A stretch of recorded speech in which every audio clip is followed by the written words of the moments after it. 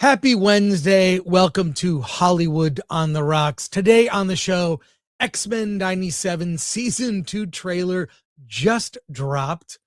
Also, a new trailer for Toy Story 5 and a surprise movie, Primetime. Also, we're talking Spider-Noir and Nick Cage. Both Alan and I have seen all 8 episodes. We'll discuss it.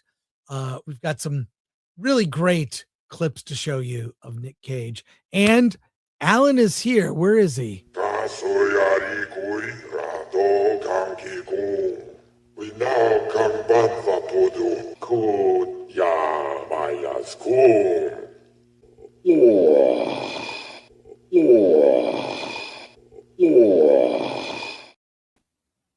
What is that? Is that your name in Huttese? Yes. Ooh. Ooh. Well, thank you to Jabba for that. Yeah, I think yours is Guar. Guar. It's got to be Guar. It's got to be something like that. Hey, excited. We have tons of news stories. No interview today. In fact, a shorter show today because, Alan, I'll let you know this. I'm about to be abducted to a screening of Disclosure Day. I'm seeing it in a few hours on the Universal lot. I will do an out of the theater reaction for Disclosure Day, and I can't wait to see it. A new trailer, in fact, a new trailer for Disclosure Day dropped. And can I tell you? Yeah. Don't watch it. Yeah, don't watch it. It is awful. The trailer shows way too much, unless it's stuff that happens like in the first third. I'm telling you, I really was disappointed in this trailer. Like Yeah. it shows things I wish I had not seen. But I'll be seeing the movie tonight, so I gotta get across town to that. Yeah. I just remember how important it was that that you never saw E.T. until you saw right. it. You know, they went out of their way to say no one's getting a sneak peek, no one's getting a single look at E.T. You got to see the movie. You got it, not in the poster. Yep. Not in the trailers back in what, 82 when that movie came out. There was nothing. You had to see the movie to see E.T. in the movie. And I feel like Disclosure Day is going a little too far with the marketing. I'm really kind of disappointed. Close Encounters, you never saw the aliens. No. Although they did sell like a bendy figure later. That was the one. It's weird. Spielberg movies, he's not big on the merchandising for his films. Not big on that. I mean, now, whatever, Jaws has been. Not until Schindler's List did he not care about that. Where's my Schindler's List action figure? Yeah. So, but let's get into it and say hi to the people before we start the show. For the Easy Bake Oven. Bruce Leroy Jenkins for 2. Alan's future rear window. No. Well, I can confirm that Alan will be receiving funds for that windshield. Yes. Oh my God. I haven't watched. I gotta watch. Is that video up for members only? No, I haven't put it up yet. It's not very long. Before and after. Because it took 4 hours for them to do it. And so I went to see Is God Is while they were doing it. I did not press the gong. That was Alan. So also, there you go. Franklin Sturgill III. Are you guys reviewing Pressure, the Brendan Fraser movie? Yeah, I saw it on Monday. Yeah. It's an interesting movie. I really liked it. Don't say anything. I really liked it. Well, do you know the main conceit of the movie? I've seen the trailer. Well, what? I mean, you know, like there's a famous quote that Eisenhower told Kennedy. You know, how did you beat D-Day? And Eisenhower says, we had better meteorologists than the Germans. It's a famous line, and that's what the movie's about. Your weatherman's a hero. Yeah. But yeah, we'll be reviewing a lot of movies Friday, actually. I know. But it was just like, oh my God, it's about the weather. All right. Fun with collecting hail film thread. It's not about the length. It's about how you use it. Yeah. Exactly. Yeah, it's Christopher Moonlight Productions. Time for Film Thread and my drive home. read my new article about AI goth art and why I'm not jumping on the anti-data center propaganda train. Okay, thanks, Chris. And by the way, Christopher Moonlight will be at a panel at San Diego Comic-Con with it's going to be me, Chris, probably Alan, and Joseph Kahn, and surprise guests. I'm working on a very big, some big ones, yeah. Guest. Oh yes. So and Christopher, your next article's posting tomorrow. Mandalorian Grogu too long. Backrooms this weekend, guys. This is going to be such an experience. By the way, all the screenings of it are sold out.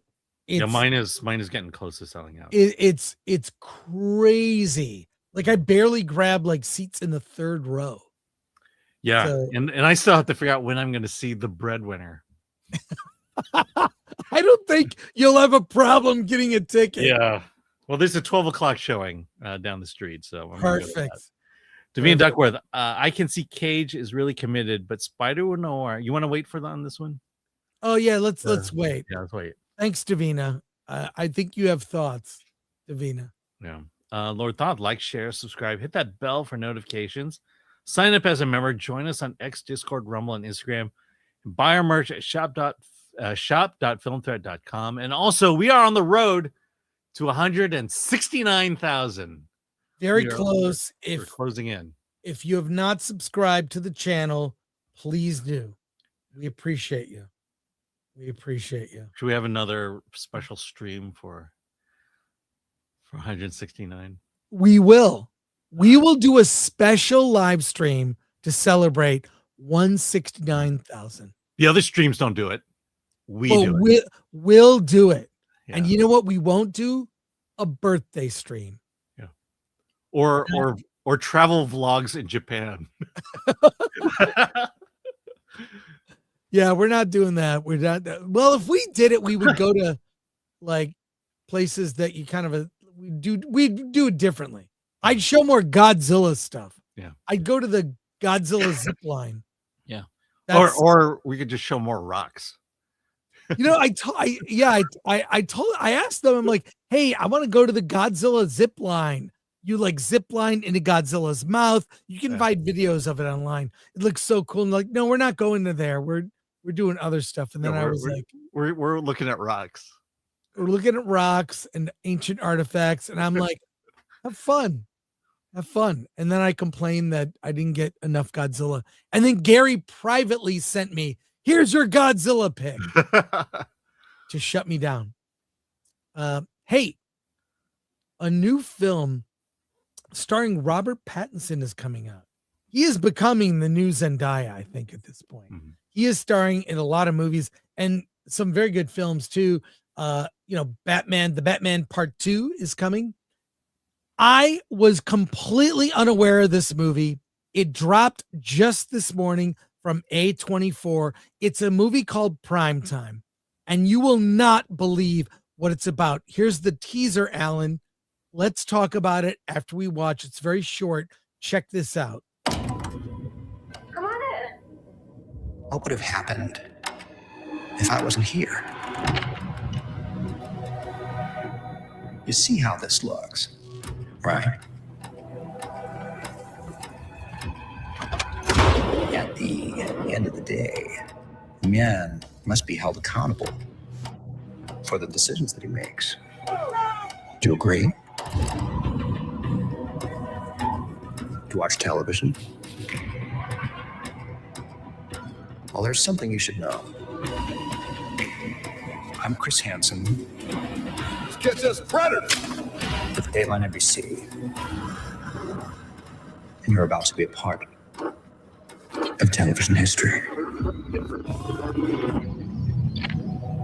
Or can it be the #1 show on TV? Okay, that looks pretty amazing. Robert Pattinson as Chris Hansen to catch a predator. Did you watch that show? Yes, I did. I also watched the recent documentary called Predators. Yeah, you watched the doc.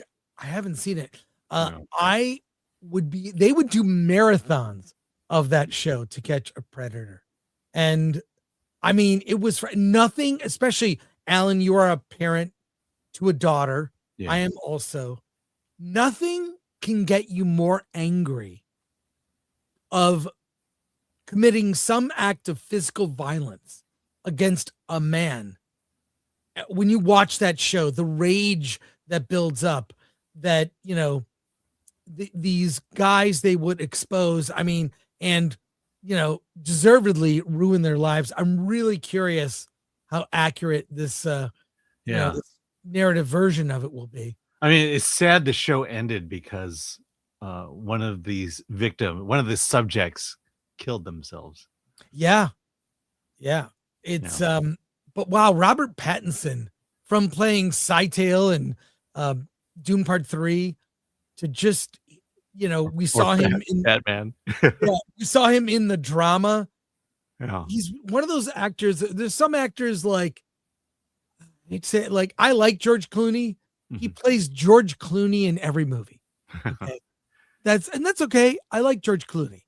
Well, I mean, the drama, I really liked his character choices in the drama. Right. You know, compared to Zendaya, who basically played Zendaya, at least Robert Pattinson created a character, a very specific character, specific tics. I mean, it's just, I just really love that performance.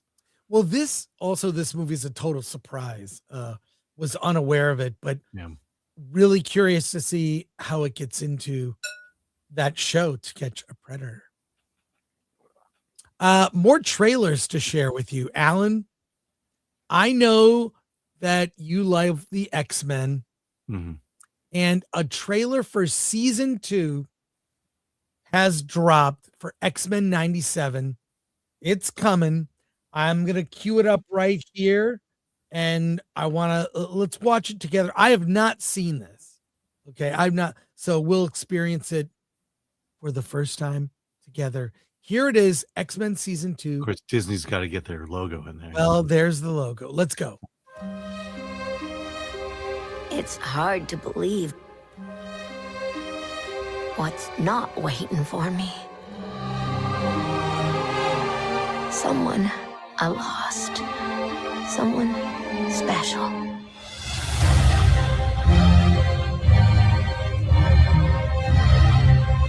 The X-Men are scattered through time. In the past, from the start of Apocalypse's reign,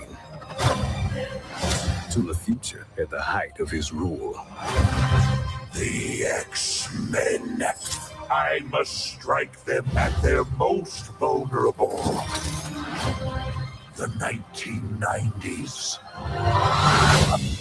Jeez, could have at least bought me a drink first.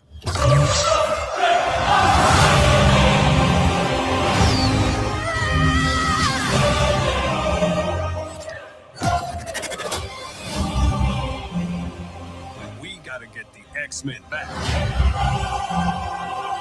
to the 90s. You fight a battle that cannot be won. Against the dawn of an age that cannot be stopped. This isn't just about us. It's about everyone we've lost. From the beginning of time to the reaches of tomorrow, we stand together right here, right now. I believe in the X-Men.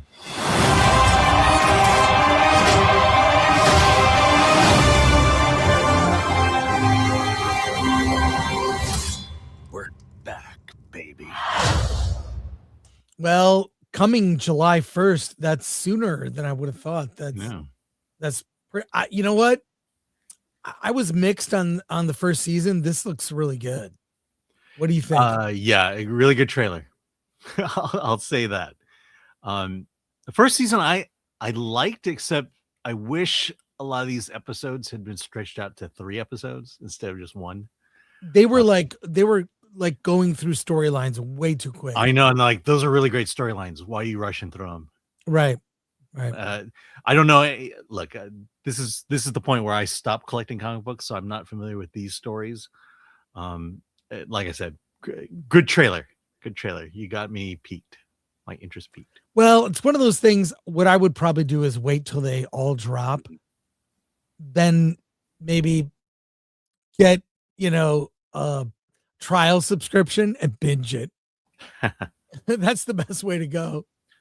Well, I finally dropped the ESPN portion of Hulu. Oh, you did? Yeah, because I need to save some money, and I only did it for the pay-per-views, the WWE pay-per-views, and even then I'm not watching them. So. Well, look, the only reason I've got YouTube TV is for live sports. Mm-hmm. That's it. Whatever baseball I can get. Stanley Cup playoffs are now, the Stanley Cup is coming. So, yeah. By the way, if you subscribe to Gemini on Google, it comes with YouTube Premium as part of the package. Really? Yeah. All right. That's a good pro tip. In keeping with Disney, Toy Story 5 dropped its final trailer. So movie comes out in June. So it's coming soon. This final trailer is here. I have not seen it yet, even though I pressed play a little too quick. I have not seen it yet, but let's take a look at this trailer. Of course, it involves all the toys and a new toy called Lily Pad. Here we go, Alan. Let's watch it. Turn it off! I can't! It's unspotted! Giant plastic fingers! It's good to be back. Nothing. Someone needs a brown marker. It's been too long, Woody. Came here as fast as I could after Jesse called for help. Oh, thank you. We've got it handled. Look, Star, Deputy, me, no Star. Oh, hey, Buzz, what is that? What? Where? Ow. Hey, I'm gonna let this device know how things are run around here. try to stay calm, Jesse. And the definition of calm. That's not gonna work. I want to talk to you, device. Not touching, Jessica. She used the J word. Scandal. Hi! Oh, come on! Just getting away, Buzz. Enjoy the garage, Stuffalo Bill. Stuffalo Bill. First we were playing, and then the world started changing. No. Oh, are we getting donated? Donut. No, sweetie. Donated. Bonnie doesn't want to play with toys anymore. She needs me. Jesse, you know Bonnie better than anyone. What does your gut say? Bonnie still needs us. Our time ain't over yet. We're gonna need backup. Affirmative, Commander. No way. Come on, Bullseye. Hey, wait for us. You got a friend in Clear. Disney and Pixar's Toy Story 5. Only in theaters June 19th. Tickets available now. Sorry, it's Juneteenth. It's we get that right? It's a perfect day. Juneteenth could not be a better day to premiere Toy Story 5. I'll say this: we saw an extended scene at CinemaCon, and I have to admit, it looks really good. I'm kind of like shocked. And when they initially announced Toy Story 5, I rolled my eyes, but I think their approach to this, it's not just a new toy, it's a screen. This is an ongoing problem that parents struggle with, using screens to babysit their kids. So, there couldn't be a better time to tell this story of a new toy that replaces the old toys. Yeah. Well, let's be real. This is the story of the first 3 Toy Stories. It's the idea of toys becoming obsolete. Right. Woody was the first one to experience it. And then, you have the collector. Yeah. Then Woody Woody again in the second one. And then all of them in the third one. We're all in fear of being replaced either by age and now by technology. I'll say that, boy, everyone sounds old. Yeah. I hate that. I mean, I hate to be that guy, but everyone's getting older. Even, it just feels like the energy is gone in at least in that trailer, from what I hear. Yeah, but I don't care. I'd rather have the original actors sounding older than some replacement or AI or whatever. Yeah. Still give me those actors. Yeah. I mean, can you imagine if they did that to, like, say, Stan Lee? And Well, Marvel owns Stan Lee's likeness and voice to potentially be used in future Marvel projects. Yeah. There will be some sort of nod to Stan. You know it's going to be in Doomsday. Excelsior. No, the family also just licensed his rights to AI. His likeness and voice. Well, yeah, we've seen it. I was at was it WonderCon? Oh yeah, no, LA Comic-Con. Was it LA Comic-Con? Yeah. One of those where they had like a Stan Lee like AI that you could take a photo with. It was actually, I hated it. But look, I mean, is this what we're stuck with? Like, we're in part 5. Shrek 5 is coming out next year. I mean, come on, what are we doing? But this looks legitimately like, okay, familiar characters I love, and a relevant story for now. Yeah, to your point, it's a great idea. It's the perfect Toy Story storyline for 2025. Yeah, 2026. Because I mean, that's part of the reason they blame for Toys R Us's going out of business is kids don't necessarily want traditional toys. Mm-hmm. They want video games and screens. It's very sad, but that's where we're at. Hey, we've got a lot of little news stories, things I want to talk about. We will get to your comments. I promise. There are a lot of them. We're going to get to them. But a few things here. Sam Jackson, Samuel L. Jackson, an actor, who doesn't love him?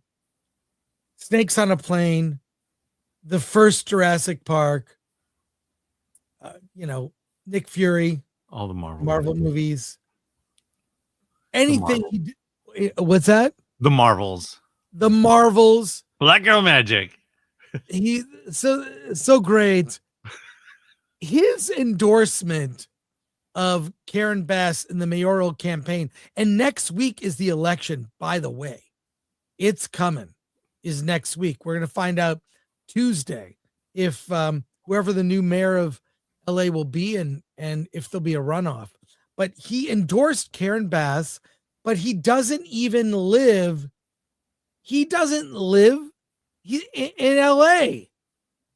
He doesn't live in LA, but he's endorsing Karen Bass. Someone re-edited his video endorsement and posted on, here it is, Kevin Dalton on X.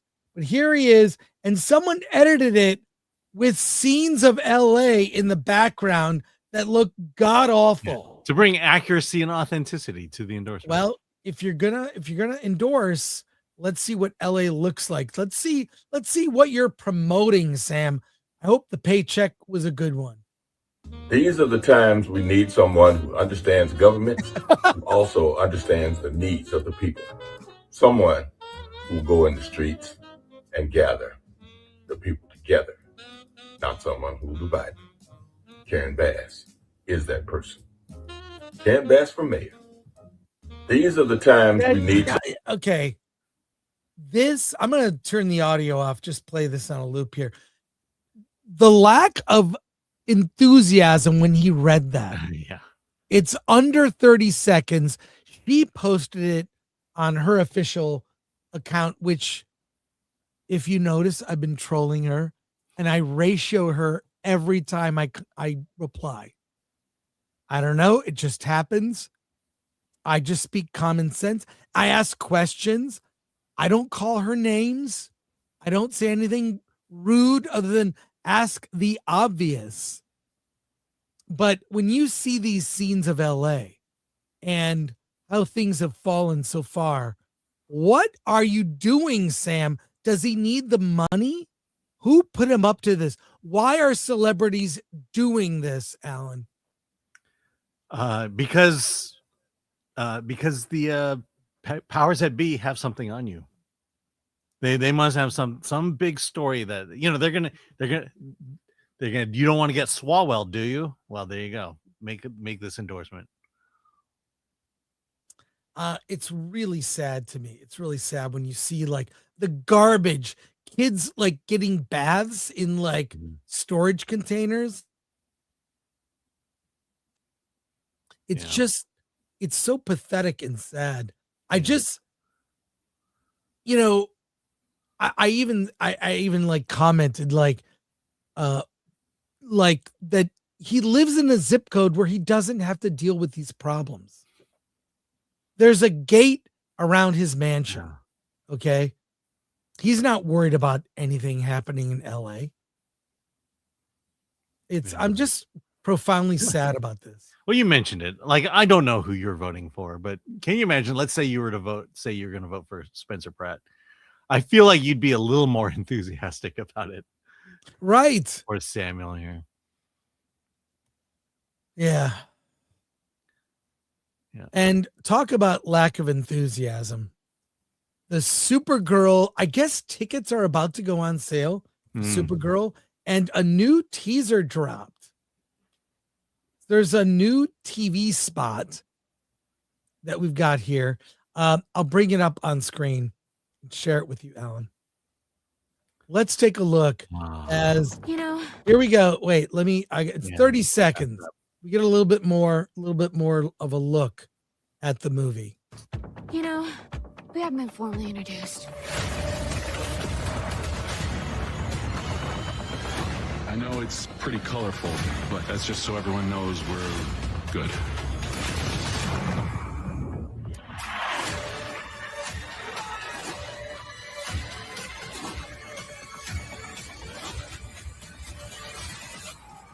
Ouch. Supergirl, only in theaters June 26th. We haven't been. What do you think? What do you think, Alan? I think the CG makes her fight real good. It's this weird slow motion that contorts her face in a way that's very unflattering. It's just bizarre to me. I just find it really bizarre. I don't know. Nothing. I mean, and we've seen like a whole action sequence. It was so underwhelming. They're saying this is going to perform about as well as the Marvels. That's look at that. Yeah. Box office is not going to be great. I even feel now, even picking on this movie is like, it's almost like kicking a puppy. You don't want to do that. Like, I feel sad and sorry at this point that they're about to get a rude awakening, that this was a bad choice. What are your thoughts? Yeah, I mean, it's weird. I was looking more forward to Mandalorian Grogu than this. Yeah. I mean, again, it just, you talked about Primetime. I didn't know this movie was coming. This one, we knew it was coming for a very long time, and still no enthusiasm for it. Again, who is this for? I think we're finally going to get to the point where maybe Hollywood has to admit that maybe women aren't into superhero movies, and that stop making them specifically for women. I mean, that's the obvious thing, right? Like I just think that there are a lot of movies that I think, like, look at this. Barbie, perfect example. Barbie did really well. And Devil Wears Prada, though you and I gave it not a great review, that's a movie that really is, I think, the kind of film that women want to see. For women and resonates with women. I mean, we both movies, we fully admit the movie was not made for us, and that's okay. You don't have to make a movie made for us that can make $1 billion. Barbie proved, there's a market for movies that appeal to women, and to take a boys brand and market it toward girls and women might be a costly mistake. I don't know. Someone said something similar to that. I said that. I said that. Yeah. All right, Alan, your phone is too close to your microphone. Where's my phone? Oh. Okay. Too close to the mic. Hey, let's go to comments from the people, and we have a lot more news stories, including we'll get to Spider-Noir. Let's start from Soups here. Fun collecting, a member for 14 months. Membership has its perks. Oh, thank you. Yes. Not another name for 5. Does the art style for X-Men 97 seem natural or artificially old school forced to you? I like it. I like it, actually. It's that 90s style, kind of upgraded, you know. Obviously, it's in high definition. What do you think, Alan? I've been a Marvel guy for a very long time, and I will tell you, I have always hated the animation style of X-Men. In fact, for most of Marvel, I prefer DC animation far more than Marvel animation. Okay. All right. Even the original series, I was not. I hate. I'm just not a fan of that style of animation. It's that limited. It's that limited animation, similar to the old Spider-Mans, which, quite frankly, I was not in terms of the art, I was not a big fan of either. Well, I like it for the nostalgia. So sue me. More comments here. Not another name for 5. Totally out of context, but watched Moonraker and Octopussy lately, and oh my god, the style of those old Bond movies is still unmatched. Yes, They were so good. I mean, there were all the Bond tropes, the Bond girl, all the double entendres. My favorite one from Moonraker, he's attempting re-entry. Oh my god, that line! I saw that in a theater, and people howled. They loved it. That movie came out after Moonraker came out after Star Wars. They tried to make like a sci-fi James Bond outer space.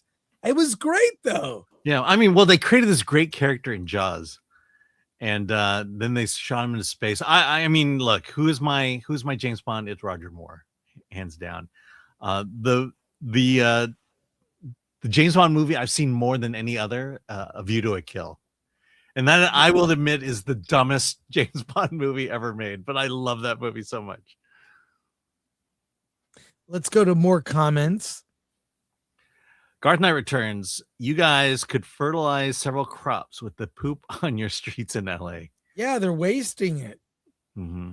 Patrick Lemire, Rose Tico, killer Toys R Us. Well, yes, Patrick Lemire. Patrick Lemire, Star Wars sequel trilogy killed Toys R Us. That's right. Yeah. Look, Amazon killed Toys R Us. In Andrew Stanton, I trust. That's the key with Toy Story 5. A singular creative vision made by one of the OG Pixar creatives who made WALL-E and the Nemo movies. Yes. Bingo. Also, he's the one who basically gatekept the gay content that Pixar was about to disseminate. So Razorburn, there are only 3 Toy Story movies. Yeah, and we ran a story, but Andrew Stanton says, look, if you think the first 3 are the only Toy Story movies, but go ahead and feel that way. You know, it's probably true. Mr. Dave Innocent, that trailer's dope. I had no fate after Bo DeMeo left, but that trailer looks so good. I'll agree with you on that. We might, I don't want to promise anything, but Bo DeMeo and I follow each other on X. It's possible we could get him on the show. I'll work on it. Okay. Uncle Jimmy Jam, that show was effing bonkers. So many pervs out there. Oh my God. God. I mean, to say that about X-Men, they're mutants. They're not pervs. Yeah. Yeah. Get Come on. talking about the trailer for the Robert Pattinson movie. Red Pill Rants. Don't compare Patterson to Pattinson. Zendaya. Oh, good. We know what you mean. No, that was my point. Was in the drama, Zendaya just played a version of herself, while Pattinson made an actual character. He was actually acting. So I am comparing the two. All right.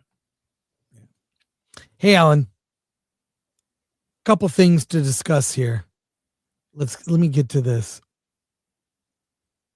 Let's talk about The Mandalorian and Grogu. And box office slump averted. 3 takeaways from Memorial Day weekend. I know you have notes for this story. If you would bring that up, and I'll put the story up so you can talk about it. Let's discuss.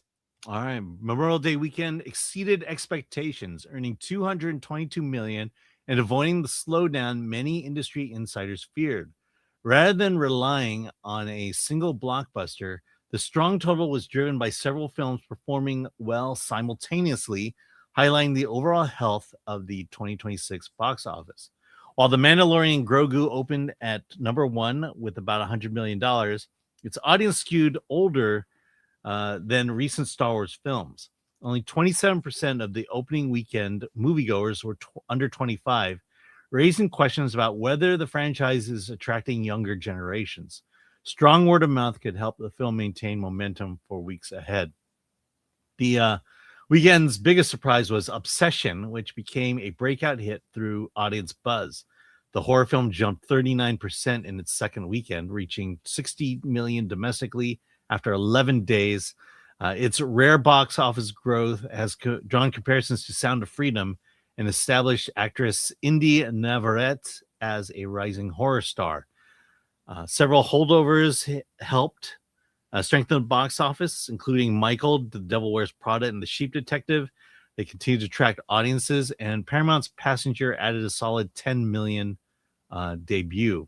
Strong holiday frame puts May 2026 on track to become the first $1 billion May since the pandemic. Analysts view the depth of successful films rather than one dominant release as the clear sign that the summer movie season is off to a strong start. Well, this is good for theaters. I'm ecstatic. I think the big news when you look at here, we have Grogu versus Freaky Nikki from Obsession. Don't call her that. She doesn't like when you call her that. Yeah, I have a theory as to why Obsession has resonated so much that if I speak this theory aloud, I will be in trouble. Can I tell you? Yes. Okay. My theory is Obsession, I think, really solid, atmospheric, psychological horror, great payoffs, it builds in lore. But at its heart, it's about a woman who is batshit crazy. And one thing I know, that if you are a man and if you are involved with women, you have had an experience where you have been involved with a Freaky Nikki. And so the reason I believe Obsession resonates so much is because we've all been involved with someone a little, I would say, I'll put it politely, troubled or batshit crazy. Trying to think, would I know this person? And I'm just, maybe. I'm just saying that is one of the reasons I believe for this film's runaway success. And by the way, this movie made more money. Like I love it. I love it. And I guess they have the sequel rights. They haven't announced a sequel, but they have sequel rights. Are you talking Focus Features or are you talking? Yeah, Focus has the rights. Okay. All right. They bought it for the movie was made famously for $750K. Mm-hmm. I'm going to guess they put more money into it. Yeah. For the sound and others. They put more money in. They usually do that. So, make it elevated. Anyways. Cinematic. It was bought for $4 million. Mm-hmm. And they also bought the sequel rights. But I love it. I love to see it. I love all these YouTuber filmmakers. From the pipeline now is YouTube to low budget film to money. That is, and this thing resonates. And I'll tell you what's exciting about all the films. And we're about to go see on Friday. We're seeing Backrooms. We're seeing that movie, and these movies, they kind of they're not franchises, they're not sequels, but they're built on something proven.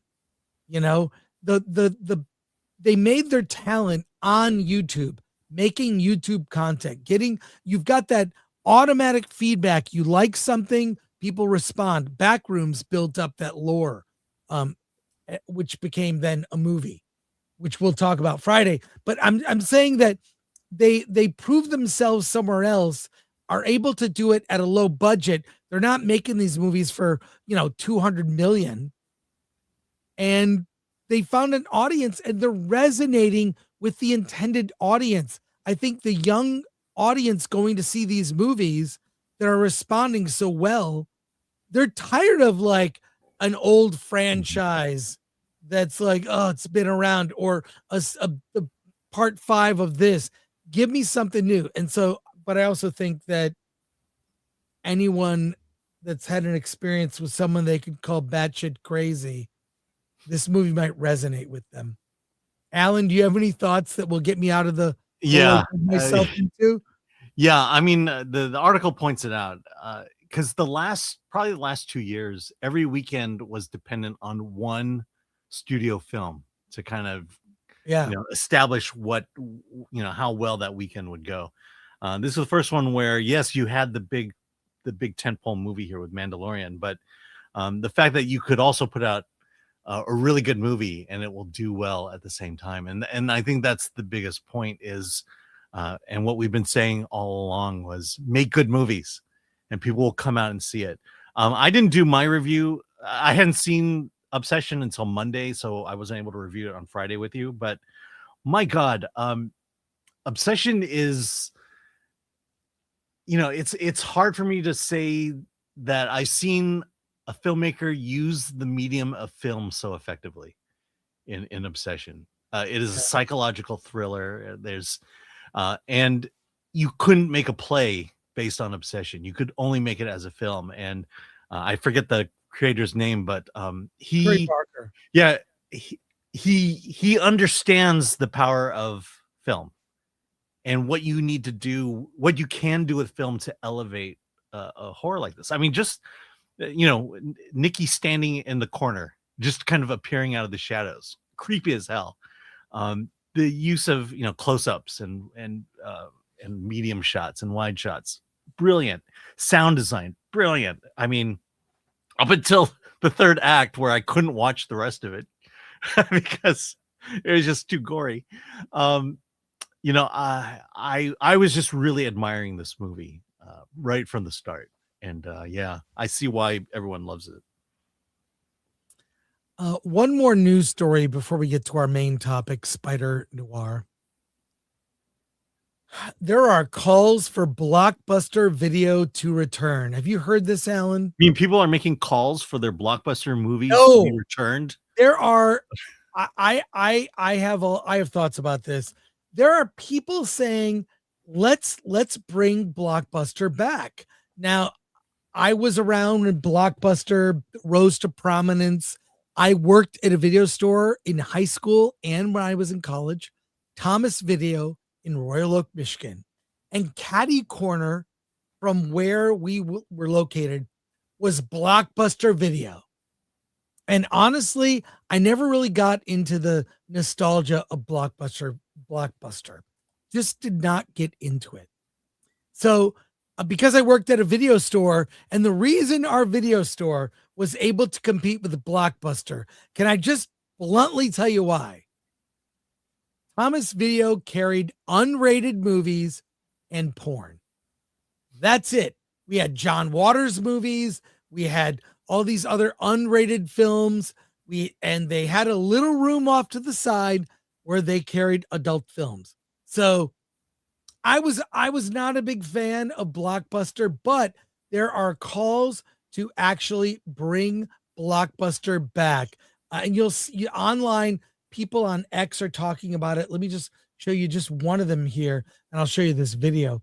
Blockbuster was paradise. You didn't have the movie at a click. You had to go walk down the aisles, search and search, see if the VHS was available.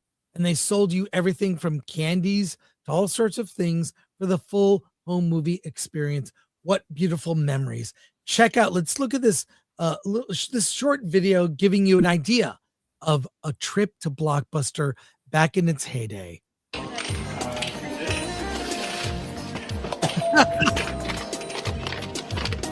Oh, I did that so many times. Putting them in the case right, rewinding them, checking them in. Be kind, rewind.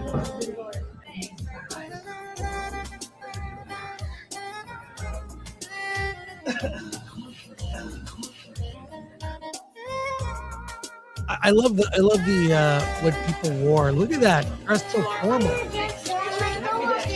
You know, you didn't see a lot of neck tattoos. You don't see a lot of neck tattoos back in the day.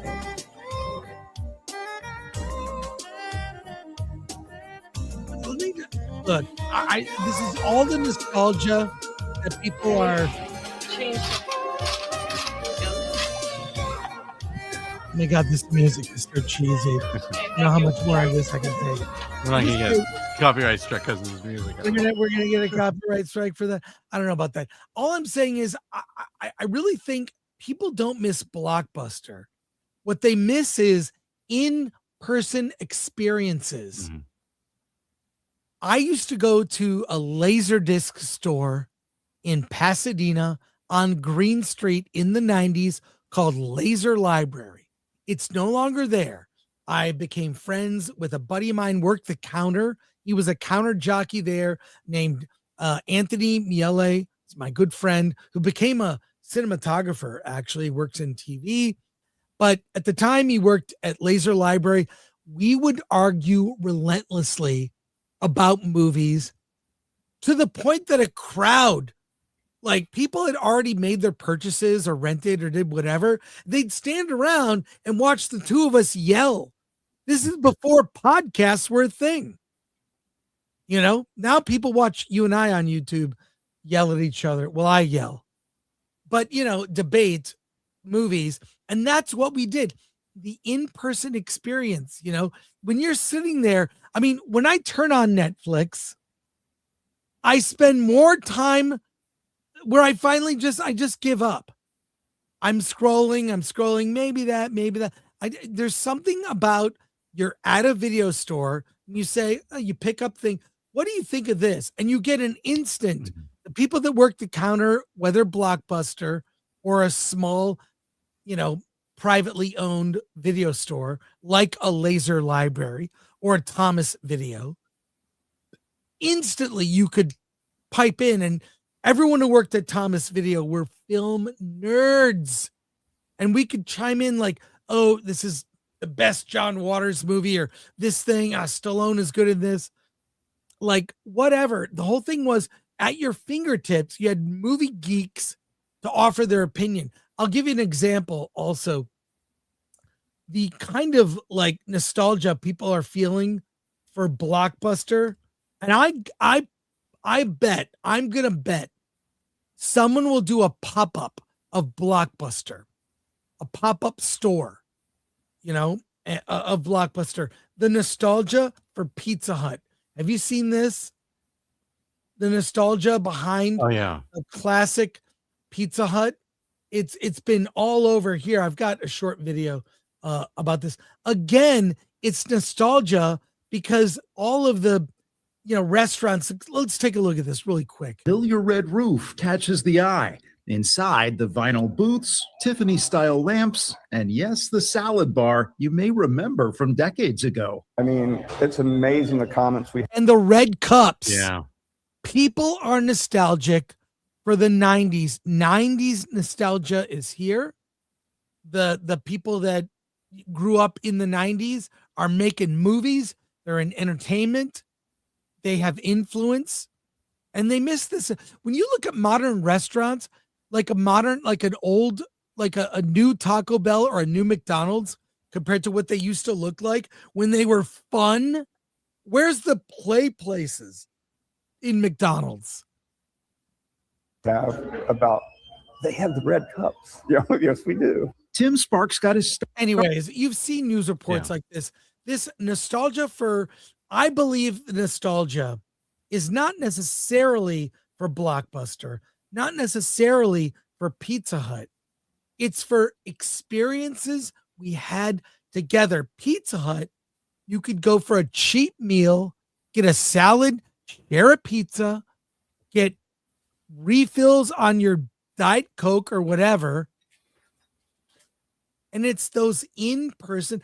Too much of our lives are online.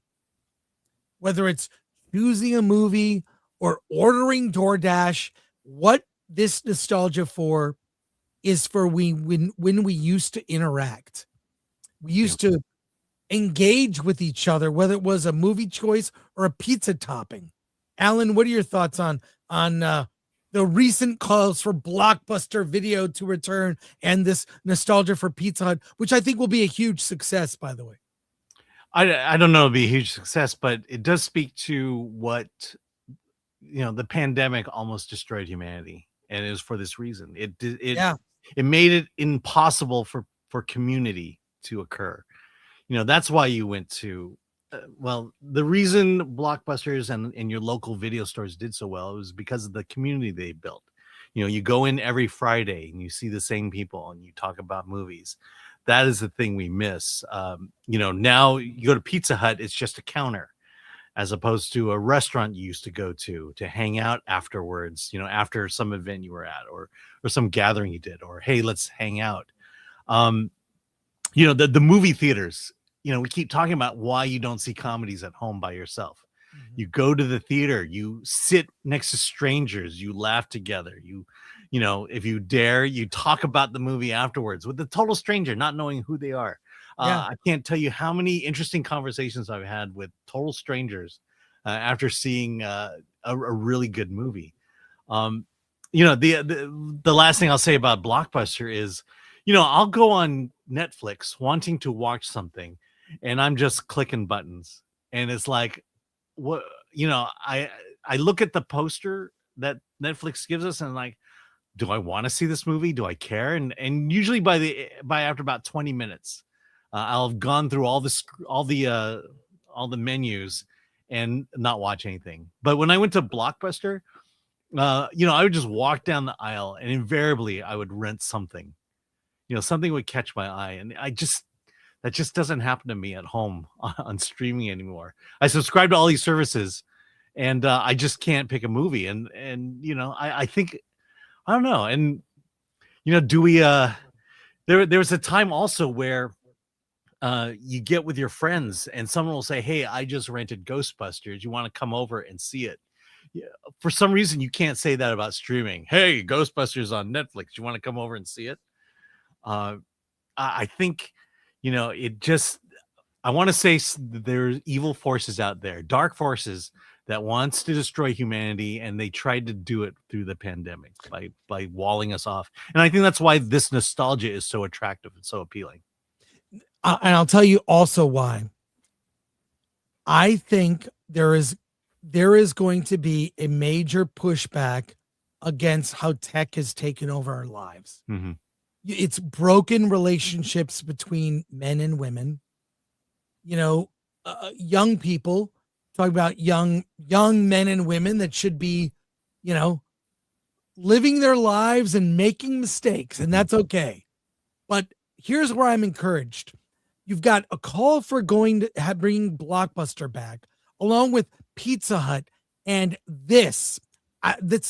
Alan, I was listening while I was looking this up.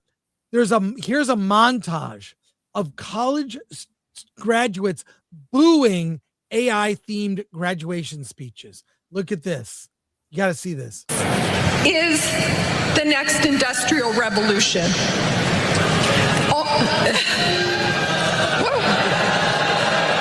From a tech business executive to a music industry titan, and loud jeers on the topic. The question is whether you will help shape artificial intelligence. We do not know. They're all. This is a whole. Can I just say? It's a whole AI video of montage of speeches at universities where AI experts are talking about the future and grads are booing them. Yeah, I There want is nothing of it. there is a and look, my favorite sci-fi novel of all time, Dune.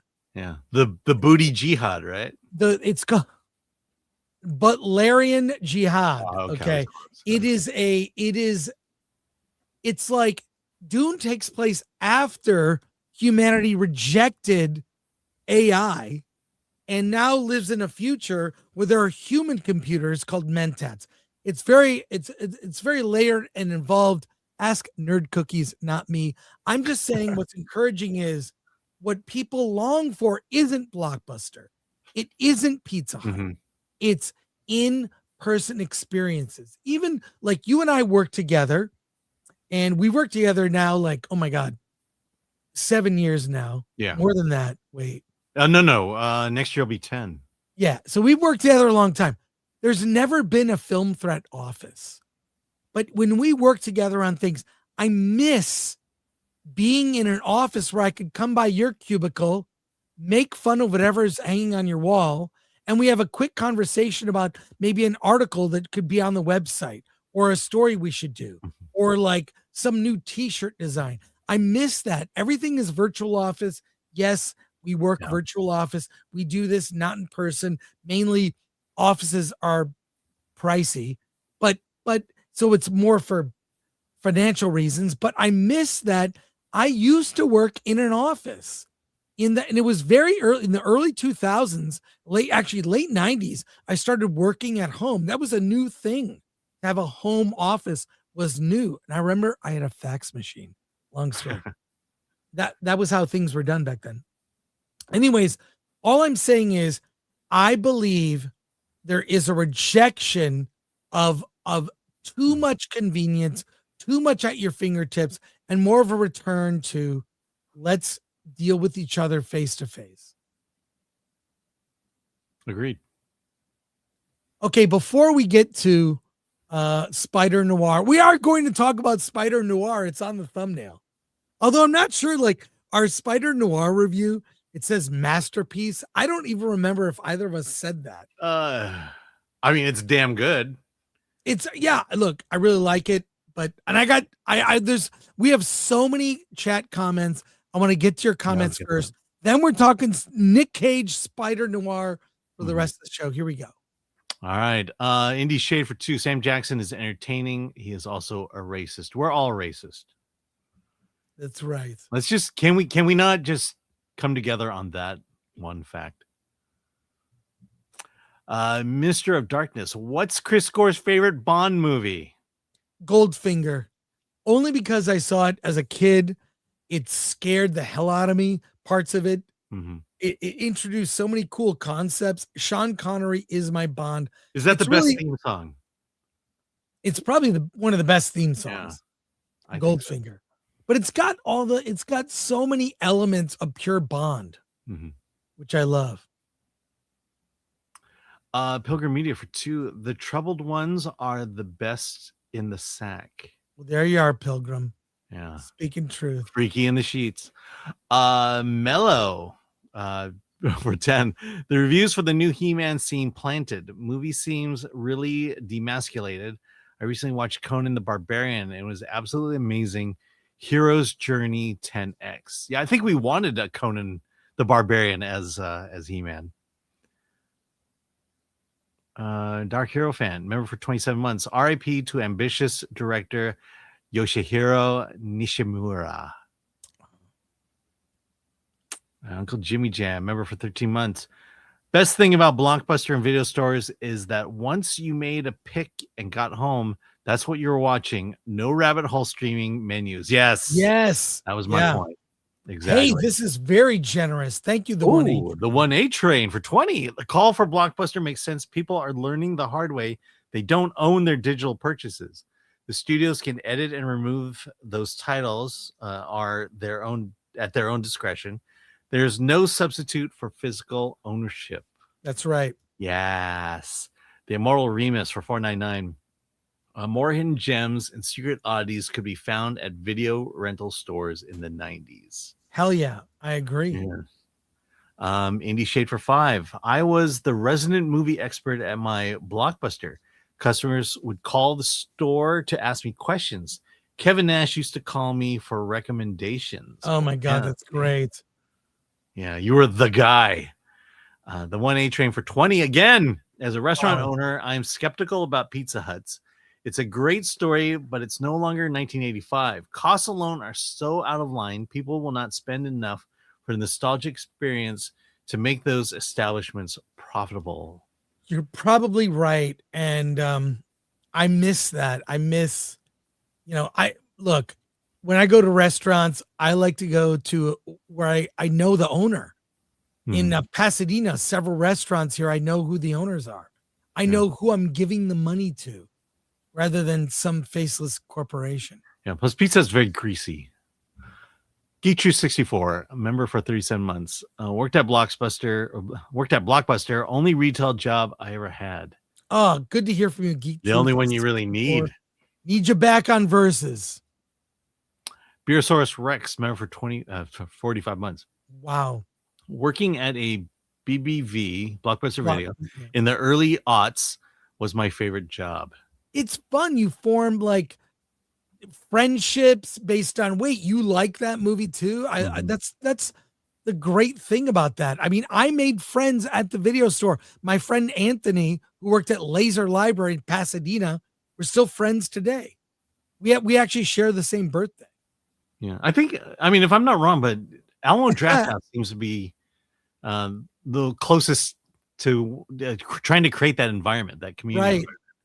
Yeah. Latino Slant. Hey, Polly, for 2. Chris Score is not Mexican. Ing is. Si, senor. There you go. There you go. Oh my God. Chalupa. Inchurrito. Thanks, Paulie. Great coverage lately. I've been watching Paulie's channel. Yeah. John Wayne. I watch all of Paulie's out of the theater reactions. Yeah. John Wayne, 1985 for 10. Funny, my daughter finally realized that was John Wayne's statue at the John Wayne Airport. I hate AI. However, if it facilitates the downfall of Hollywood, even if it ultimately destroys humanity, I'm okay with it. As long as Hollywood goes first, and I live long enough to piss on the asses or ashes. Well, but both work. I hope Hollywood leers. I hope Hollywood lears a lesson. So a few comments that are yeah, AD Ellis, we've all dated a crazy bitch or two. I know. Yeah. Patrick Lemire, crazy bitches made the best kind of love. Miles Davis. Immortal Williams, has Alan seen the Terrifier films? I have seen half of the second one.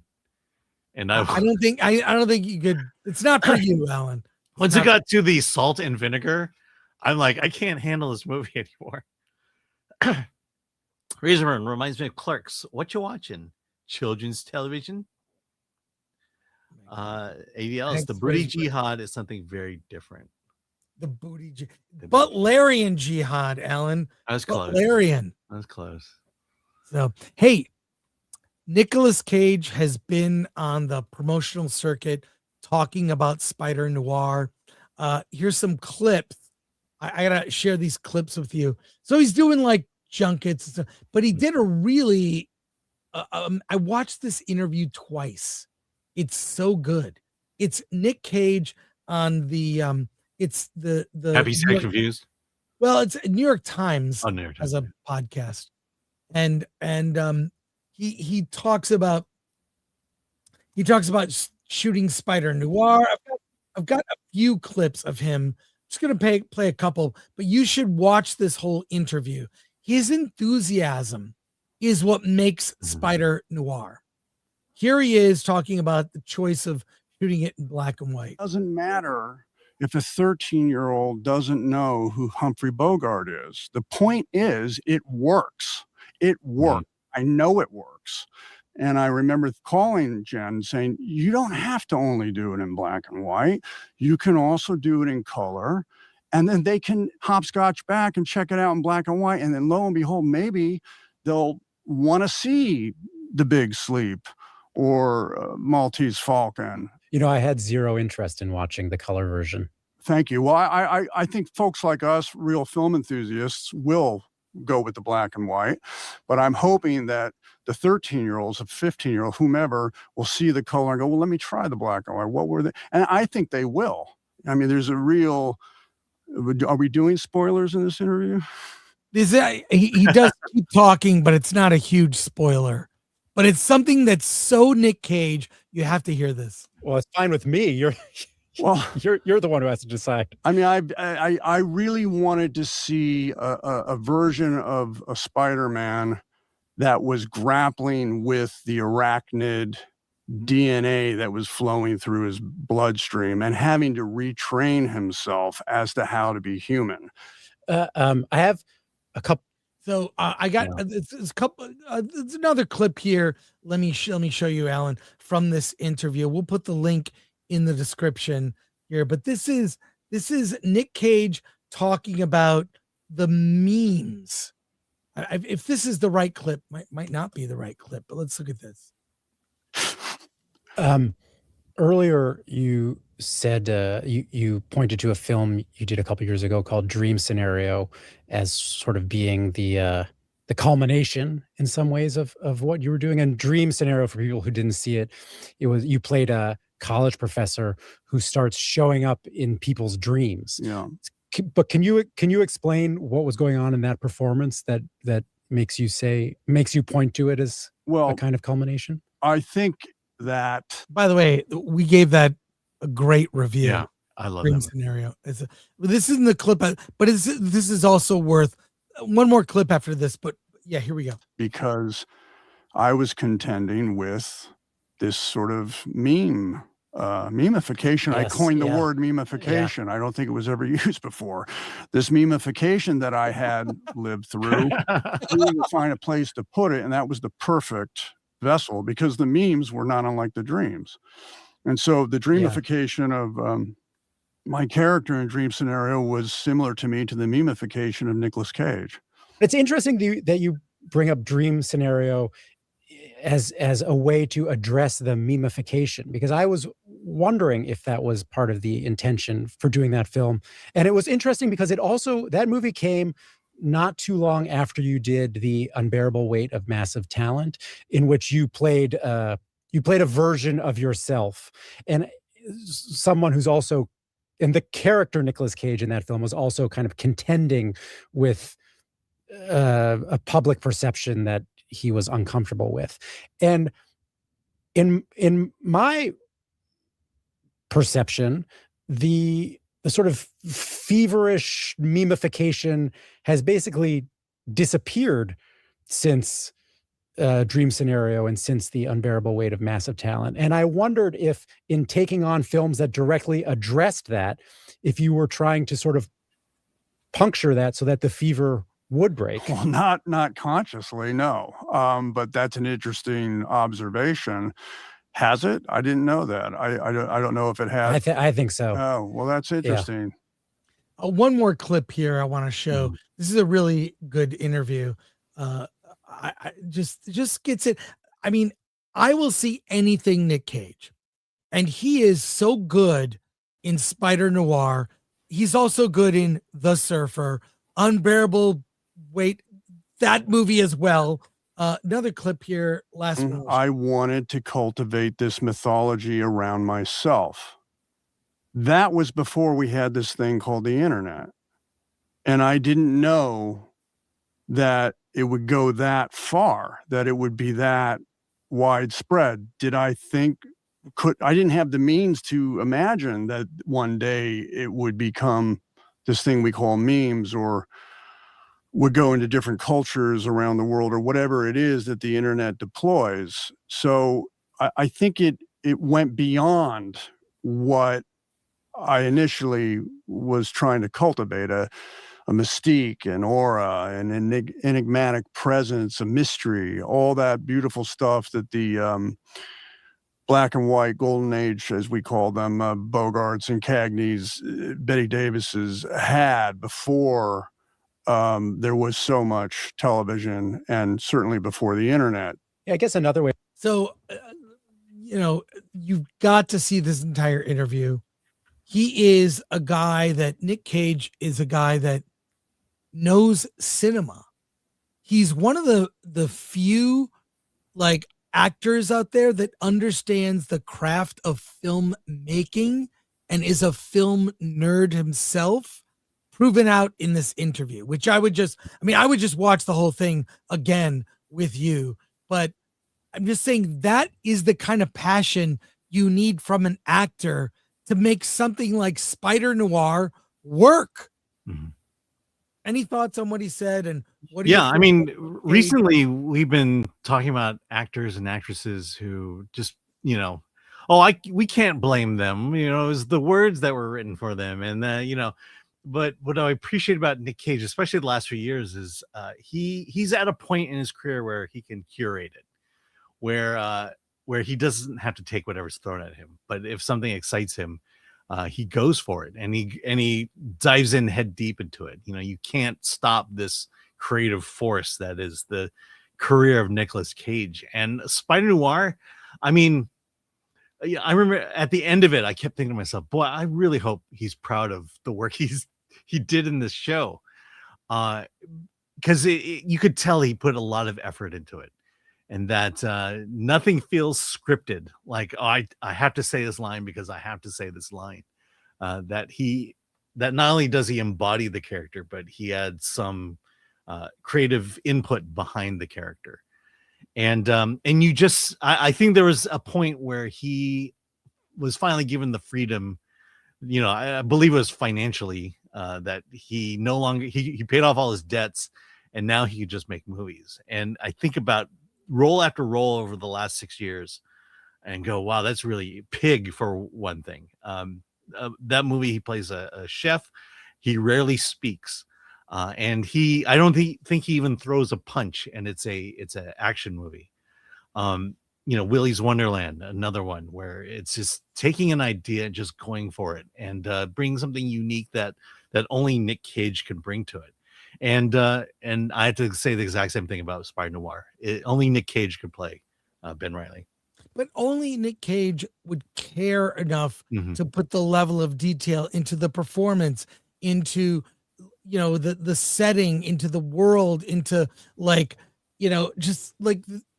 it's all based on his knowledge of old film noir. And it's a mashup of a superhero that you're very familiar with, Spider-Man, and Spider-Man villains.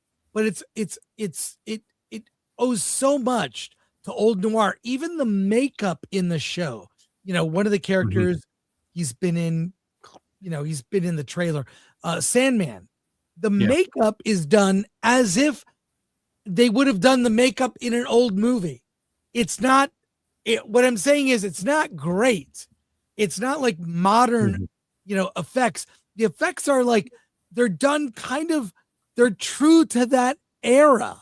Even when they're doing their scenes in cars, and they have that thing where like they have the screen behind them where, it looks like out of one of those old 30s or 40s film noir, like the Maltese Falcon or, so many. I mean, the only thing they really added to the series was the superhero action. Because how do you shoot a superhero action fight scene as if it were shot in the 40s, the 30s and 40s?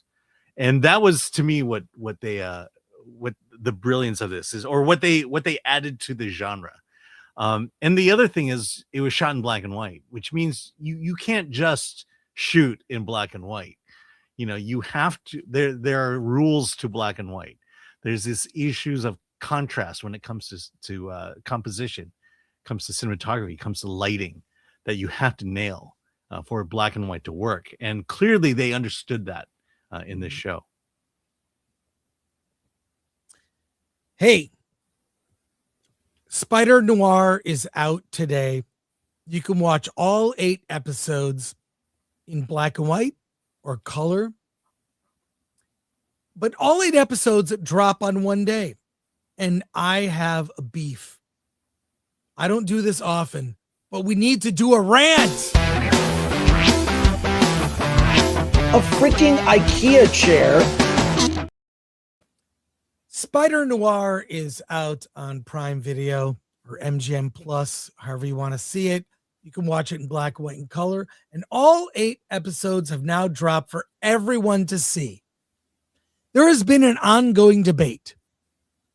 It's the binge model. Should all episodes drop in one day, or should they drop week to week? I will end the debate now. This is the rule to follow for the binge model. And I'll explain my reasons. Tell me what you think. I think this will end. This is how you do it. When it comes to series like Love on the Spectrum, or Love is Blind, or 90 Day Fiancé, when it comes to reality television, binge, drop all the episodes in one day. When it comes to Is It Cake, drop all the episodes in one day. When it comes to disposable entertainment, like reality TV, like some game show or MILF Island, drop the episodes all in one day. When it comes to long form storytelling, like Spider-Noir, like A Night of the Seven Kingdoms, like House of the Dragon, like Starfleet Academy, or maybe not Starfleet Academy, but when it comes to long form storytelling, once a week is when your episodes come out. Because now that all 8 episodes of Spider-Noir are out, and I know in the chat you're already talking, I've seen them all. I haven't seen them all. I've only seen the first episode, but I've already have an opinion. Week to week is better for long form storytelling. Binge it, drop it all in one day is good for game shows and disposable reality shows. But if we're going to get caught up in the story, I would have preferred to watch it every week with you. We had this experience recently when A Night of the Seven Kingdoms came out, and it was Sunday night. New episodes came out. I made it a point to watch that show every week.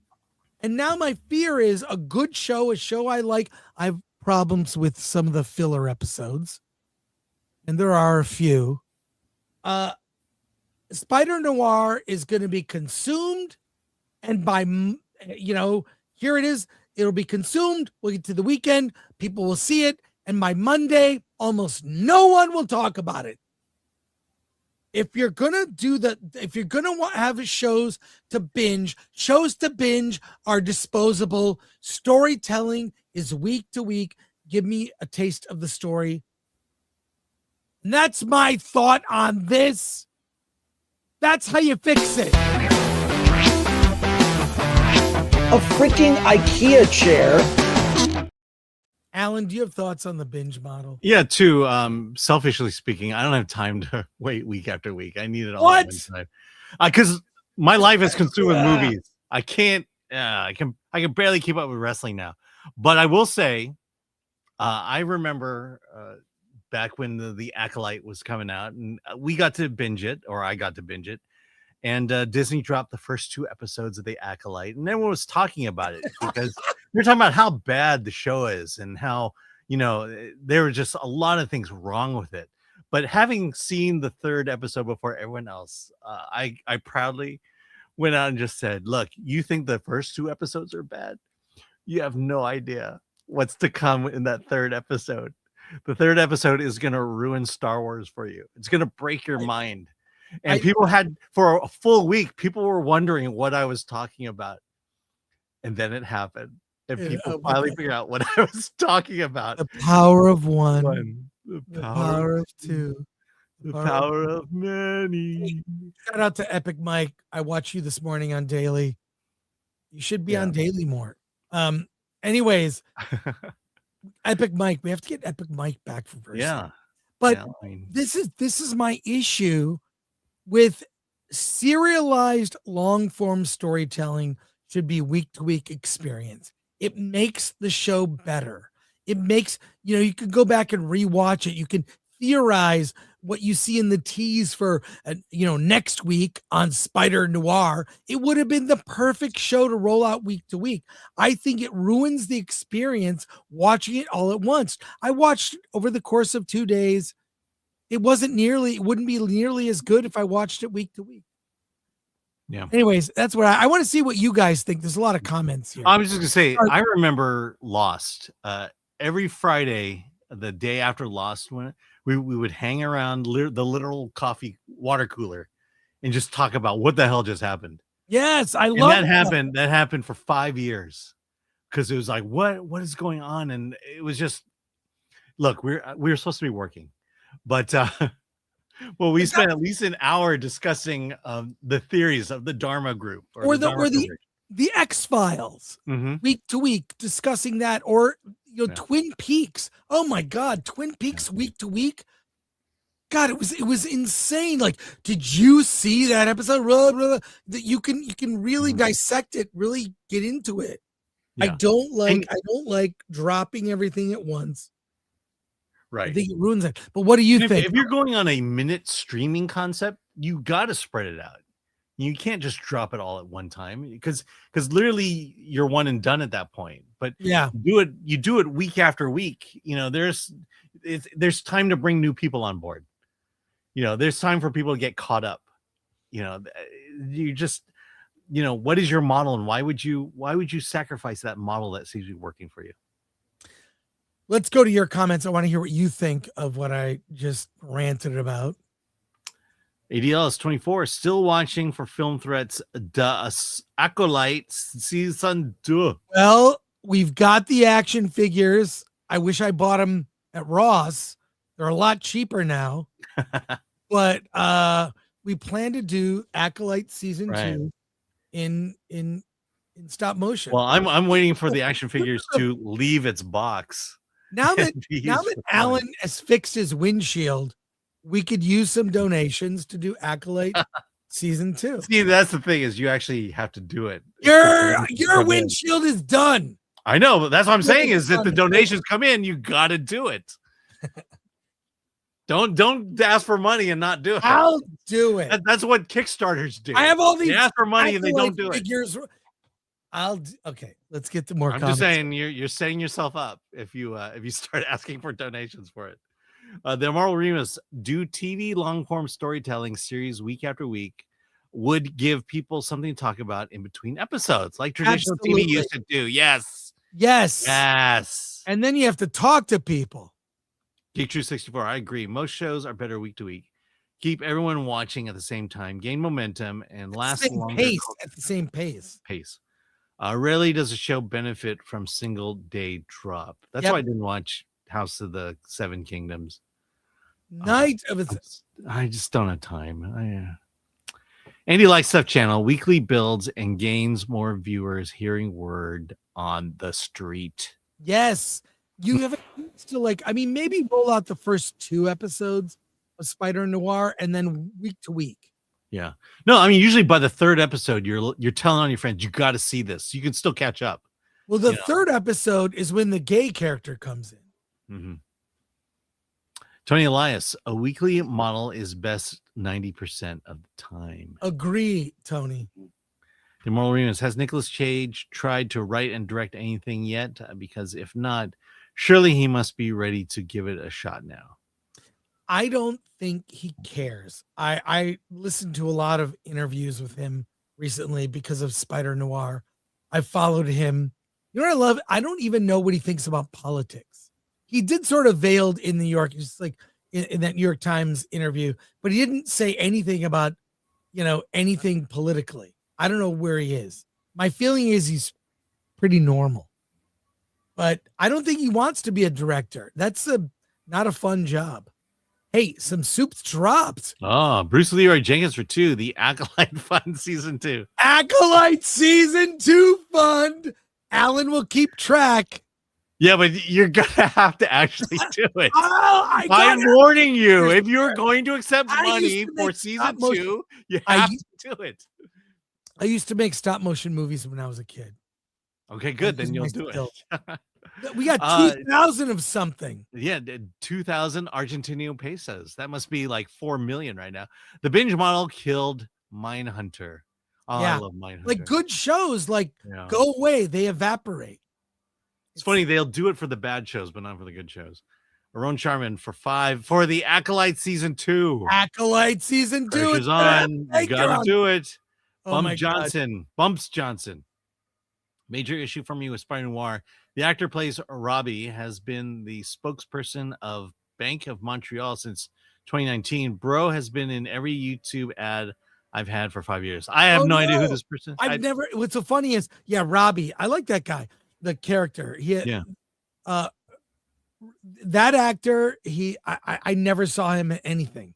This is the first he's thing. a spokesperson for the Bank of Montreal. But I understand that could ruin your experience. So thanks, Bumps Johnson. Yeah. I mean, first of all, Montreal dollars. Come on. Razorburn. Looks like Nick changed out his toupee again. Fair. I mean, you do what you gotta do. Davina Duckworth. I can see Cage is really committed, but Spider-Noir needed him to work out like a freak for a year. The cheesy accent just doesn't do it. He needs physical presence. Well, I think that his acting style, which is cheesy, if you watch old film noir, it's very authentic to those movies. Or go watch a movie called, I really want to watch this movie, Dead Men Don't Wear Plaid. Oh yeah.